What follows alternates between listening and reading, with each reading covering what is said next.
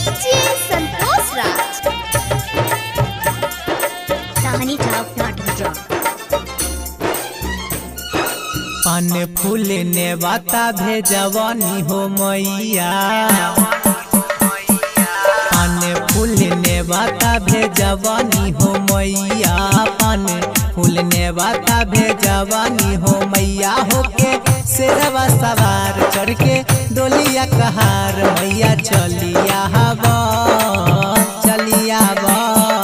पान फूल ने बाता भेजवानी हो मैया, पान फूल ने बाता भेजवानी हो मैया। होके शेरवा सवार चढ़ के डोलिया कहार मैया चलिया हवा चलिया बा। पान फूल ने बाता भेजवानी हो मैया, पान फूल ने बाता। क्या नाम है आपका? डीजे संतोष राज कहानी गैया के गोबरा से अंगना लिपलिया, चौरी से सजलिया आसान है। सेवन खातिर हम पूरी हलवा बनलिया, नारियल मेवा मिष्ठान है।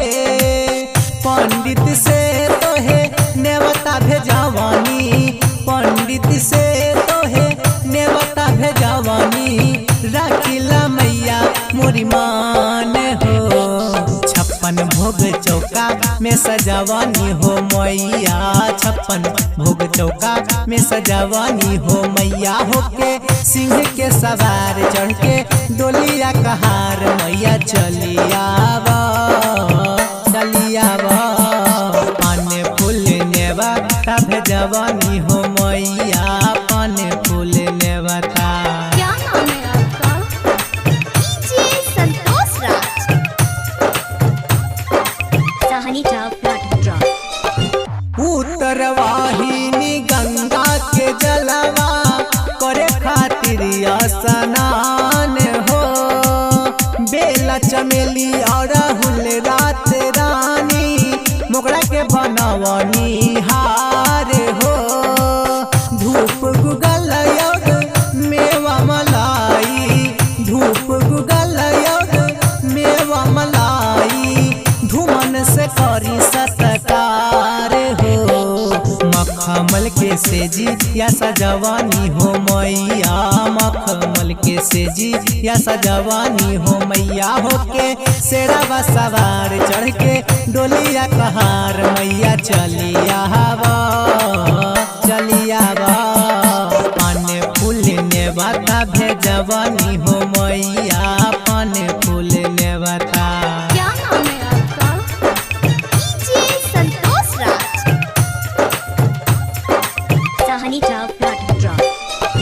कहाँ बितेबा मैया 9 दिन 9 रात, भगतन लगैले तोरे आस हो। यखियाँ जुड़ा द मैया या के तुई हवा, मनवा लगैले उलास हो।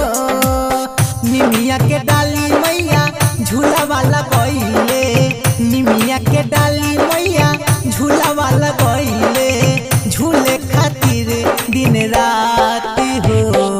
कल सजनी चंद्रशेखर दुवरिया, कल सजनी मैया रोशन दुवरिया। होके शेरवा सवार चढ़ के डोलिया कहार मैया चलिया बा चलिया बा।